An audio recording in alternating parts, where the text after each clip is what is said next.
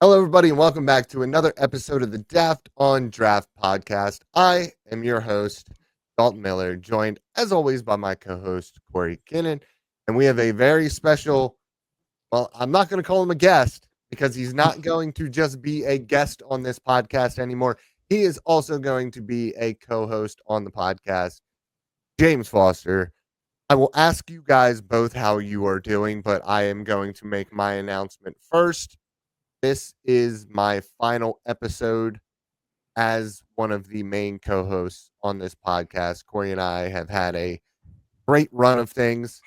My life is an absolute mess right now, and I just unfortunately I would have loved to get on here and BS for a half an hour, 4 days a week about college football, about the NFL draft. But I would have felt morally wrong doing that when I know for a fact I don't have the time to put into watching these guys as much as I would like to right now. I just got too much going on between the Patreon, between other business ventures, and moving again here in October. There's just too much going on right now. I don't have the time to adequately give you guys what you need, but I do know that these two are tape grinders and they will give you what you need. And I am actually excited to just be able to sit down and listen to it every single day because I struggle to listen to podcasts with my own voice. Me too, dude. I hate it. Mm-hmm. I hate it. It's one of my least favorite things.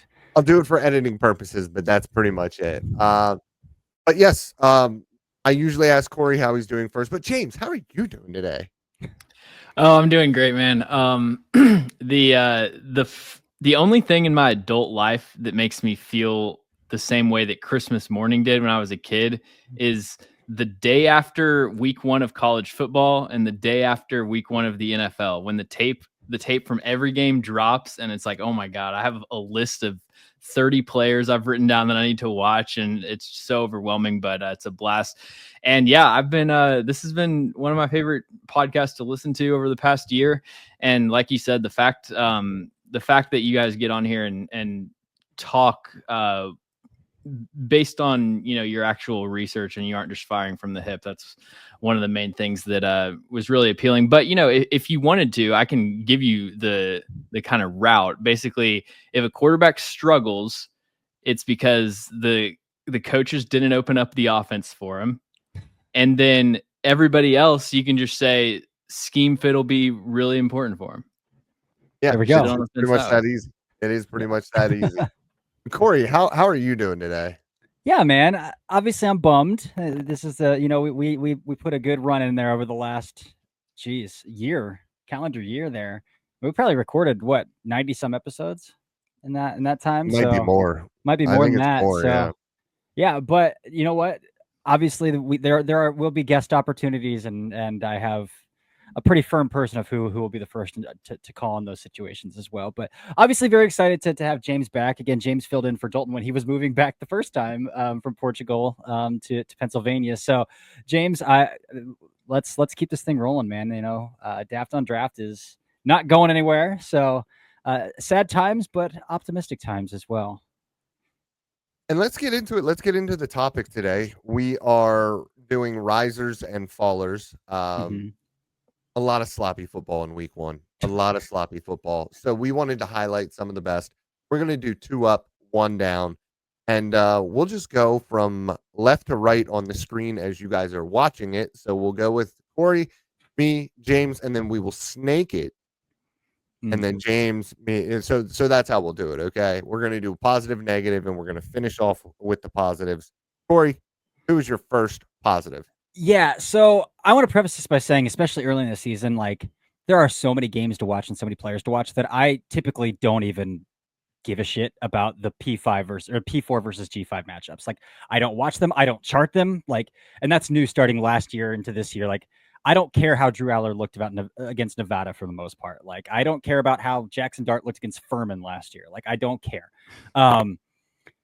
But there was one quarterback that I'm like, I need to watch this game. I know he played an FCS opponent, but I need to watch this game. It's because, you know, he was a starter as a true freshman. Then he kind of took the back seat as a sophomore after transferring to Oregon, and now he's back in the driver's seat again. And that's Oregon's Dante Moore, and the fell for it again meme. Well, I'm ready to fall for it again award here, because I'm ready to talk about another 19, 20-year-old quarterback who's probably not going to declare anyway. But I went back and I watched the Oregon Montana State game, and I did it predominantly because I really wanted to see, like, well, how did Isaiah World look?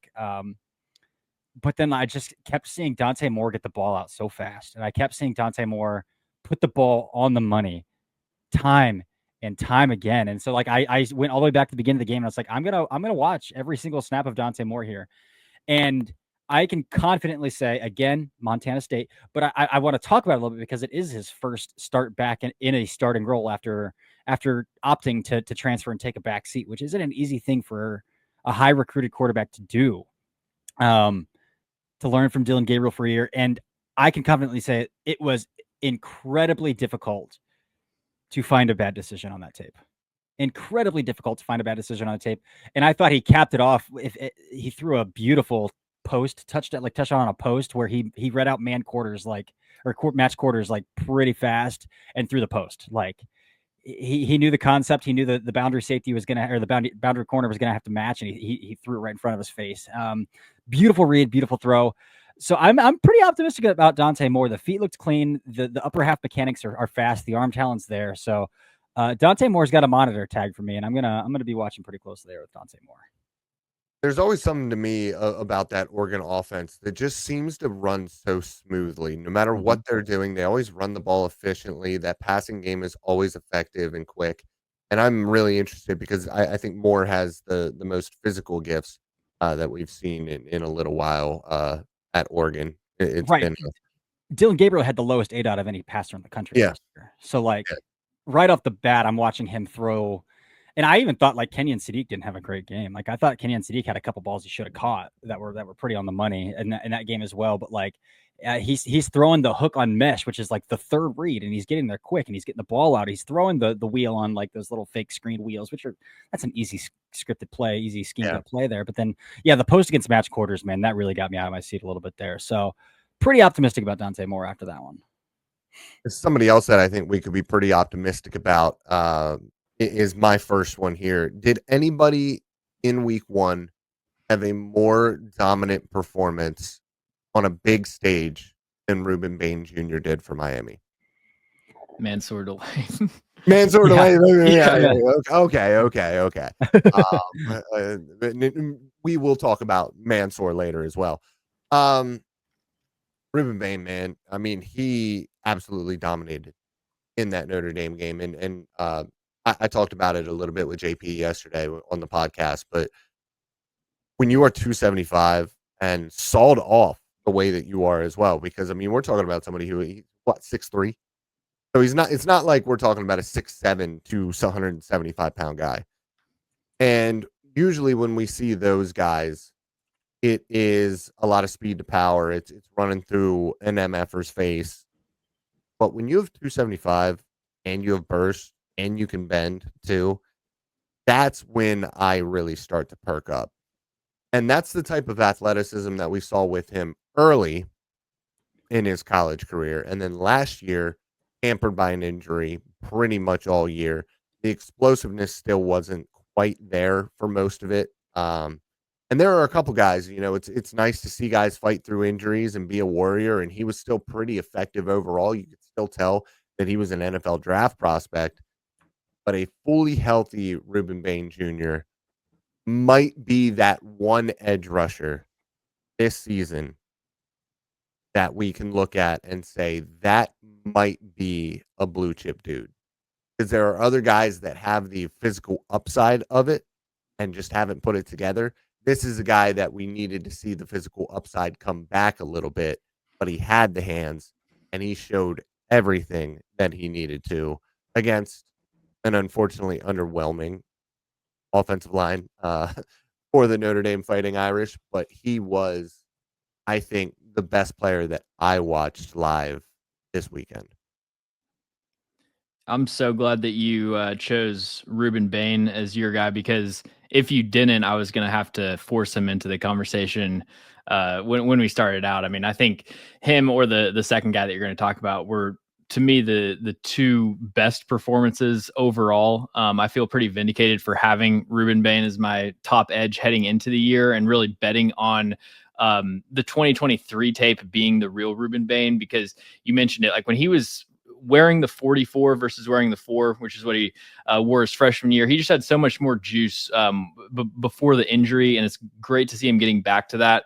Wanted to read a couple quick stats about Ruben Bain via Stats Bomb. So he had the highest top get off yards, like on a single play, among defensive linemen and edge rushers this past week, 4.5 yards. Average get off yards was 3.5, which ranked, let's see, 5th in the Power 4 behind Colin Simmons, Gabe Yakas, a few other guys. So yeah, he's got that juice at 275 pounds. I think definitely looking like a top 5 pick. My guy that I wanted to talk about, I don't even know if he's going to be in this class. He has another year of eligibility, but it's Colton Hood, cornerback for Tennessee. So they have Jermon McCoy, who is my number 1 corner. I think a top 5 player in this class for me. He's going to be injured for the first few weeks of the season. So they had Colton Hood, who they brought in from Colorado. He filled in for Jermon McCoy, and he was, I think, the second best corner that I watched this past week. Really just lights out tape, 5 targets, 1 reception for 5 yards, credited with 1 pass breakup. I felt like he could have had 2 or 3 plays where he could have been credited for 1. 6 foot, 195 pounds. Don't have any verified measurements for him from NFS, but you watch him on tape, he's got NFL size and length.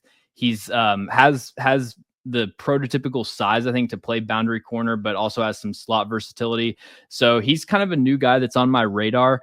Didn't watch any of his 2024 tape, but when I look at his PFF profile, the big glaring thing that I see is that he had a 36.7% missed tackle rate last year, 11 misses. So definitely want to see that get cleaned up. But in terms of his coverage ability and his physicality and press, I think he's definitely somebody that could be a top 50 pick. Love it. He's going to be on my monitor tab then. You know, I've got some underclassmen to monitor here, and he's gonna be on that one there. Got to be on that one. And James, if you don't mind wrapping it back around with your stock count. Oh yeah, so we gotta get negative. Oh yeah. It's so hard early in the year like this to say somebody's a faller. Like there's nobody that I think is a faller purely based off of week 1. The only kind of players that I really think you should classify in that way this early in the season are guys that were on thin ice heading into the year. And Kadyn Proctor was on thin ice, and at 360 pounds, the ice is finally starting to crack. Plus, you know, I thought the first 75% of last season, to me, it was like him and Peter Woods are top 2 players in this class. I thought that he had blue chip caliber tape. Really level of play just fell off a cliff the final 3 games of the season. Michigan and Oklahoma especially were brutal.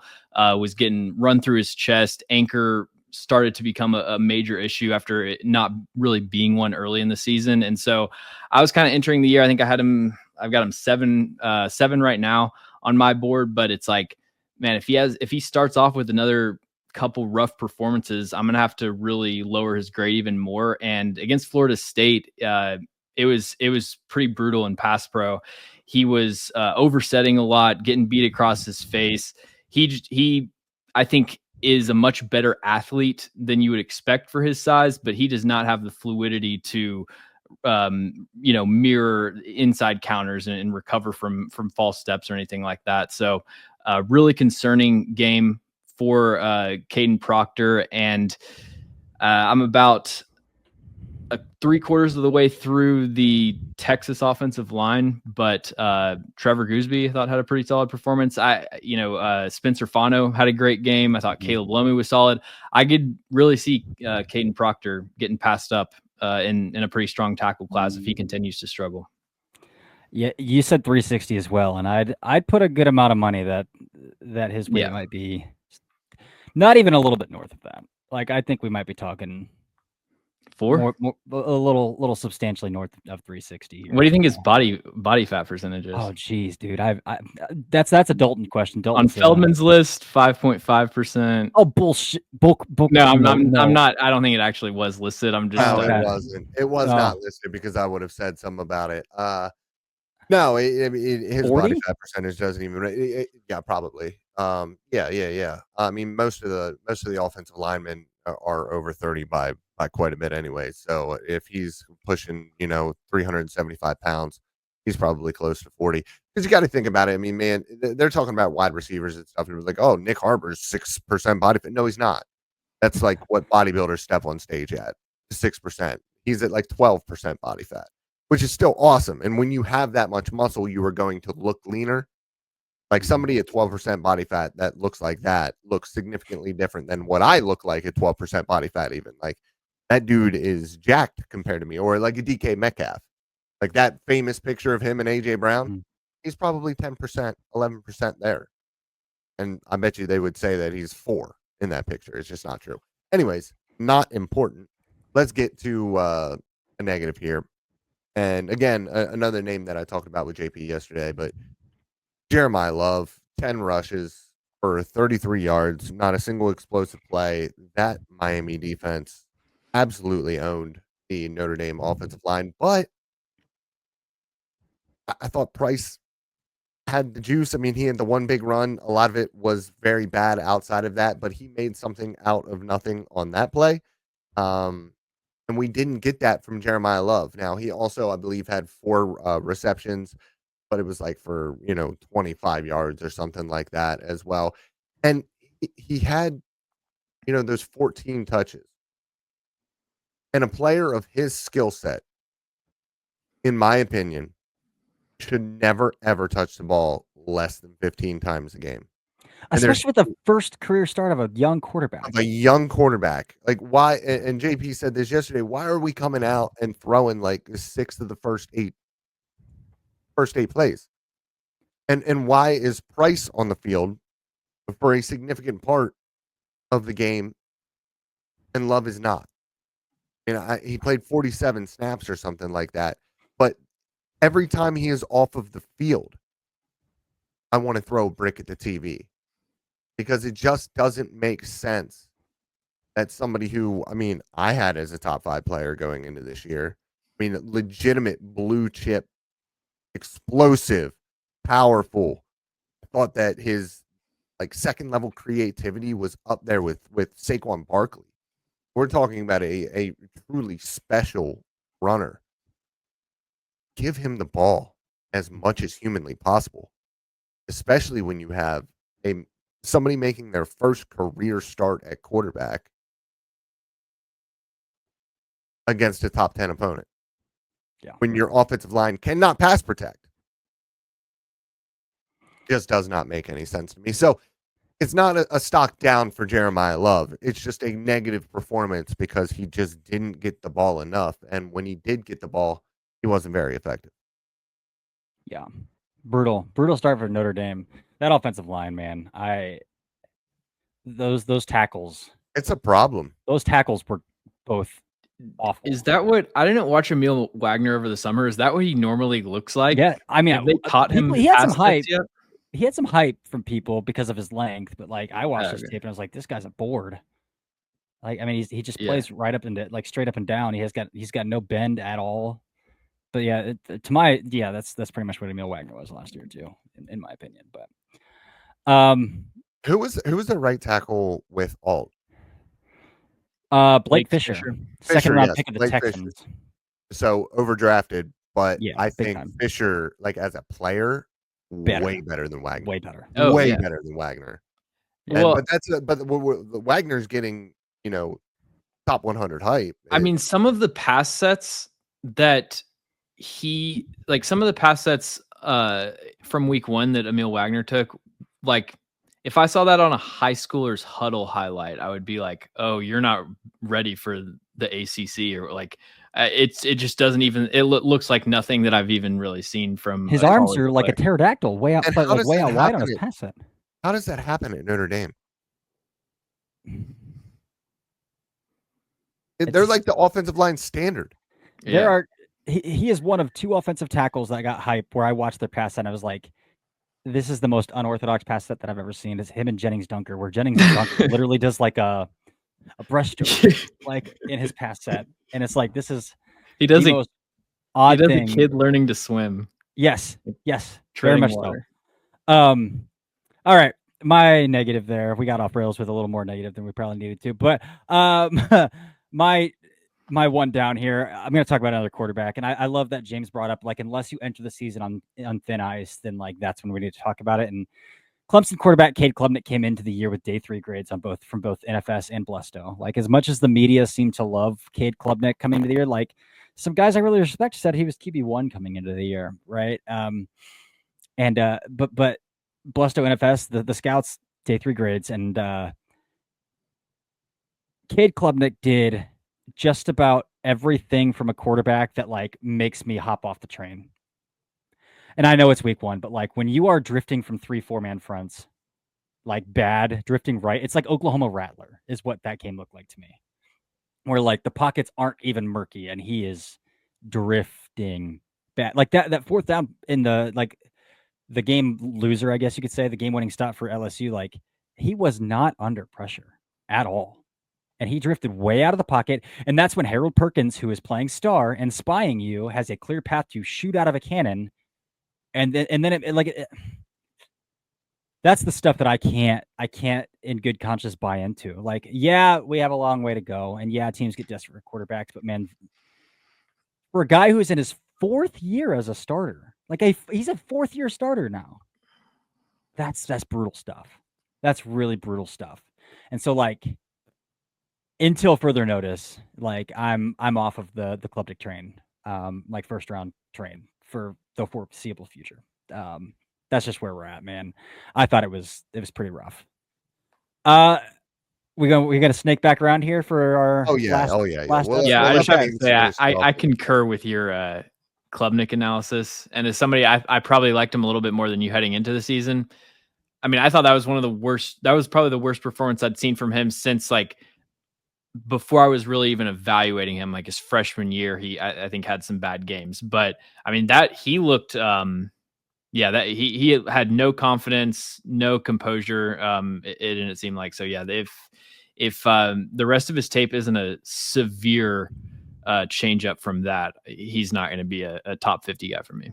You can't look that cool coming off of the bus, because there are a few people that have the aura of Cade Klubnik. Like he's got it. You think so? I think he looks like a Texas pastor. No. He's got it. He's got it. But the game was not there. It was brutal. To me, he has like Zach Wilson aura. Mm. Which is like not aura. Agree to disagree.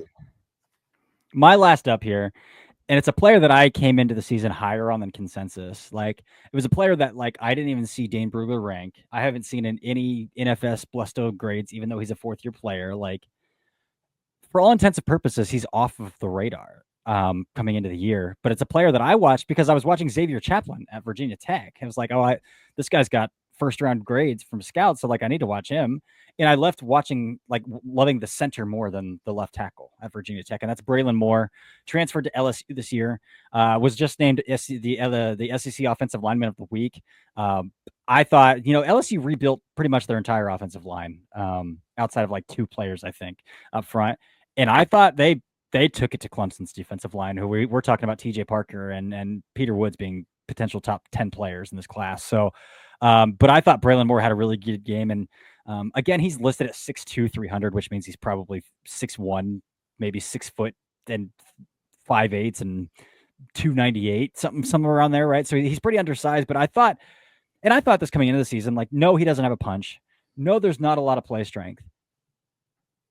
But man, like he has such natural leverage, and that natural leverage came out because I thought there were quite a few times when Peter Woods popped up out of a stance. And I thought the moment that Peter Woods did pop out of his stance, Moore was in his chest. Number 90, the Clemson defensive lineman, number 90. I'm not quite sure who that is either. Moore hip torqued him a couple times. Moore's super athletic as well, so got up to the second level, got out wide to the boundary really easily in this game as well. Hit torque to linebacker at the second level in this one too. So, and then they quick snapped Clemson. Garrett Nussmeier had a QB sneak, and they quick snapped Clemson before Peter Woods can get into his stance, and he torpedoed straight into Peter Woods' chest on that quick snap and drove him to the ground. He had a couple pancakes in this game, but I came in with a 3rd round grade on Braylon Moore, and even Sam Teets is the only other person I knew that had really watched him coming into the season and graded him. And Sam even had a 5th round grade on him. So I was bullish coming in, and I thought he lived up to the hype. This is a guy that looks like a day 2 center to me, and based on his athletic ability, his natural leverage in pass pro. Again, play strength's never going to be there. He's not going to be a road grader. He's not going to have a strong punch. You can live with that kind of stuff as long as the feet keep moving and he's squared up and he's low, and he is. So Braylon Moore really had a great debut in his LSU debut. Man, sore Delane, I've been telling you guys about him. He was one of my favorite corners that I watched over the summer. There is something about a corner who is normal height. So when I say normal height, I'm talking between 5'11" and 6'1" for a corner. If you are in that average height range, but you have the legs of a 6'3" corner, I'm probably gonna like you as long as your feet are pretty good. And Mansour Delane has phenomenal feet. So he has that high waisted motion, but without any wasted motion when it comes to his footwork. I mean, we're talking about lightning feet, 5'11", 190. So he's good size, probably going to run a 4.45. He's got the speed, and man, was he good in week 1. And I thought that he was one of the better corners that I watched over the summer. Week 1 showed, and he was my second favorite corner on that Virginia Tech team.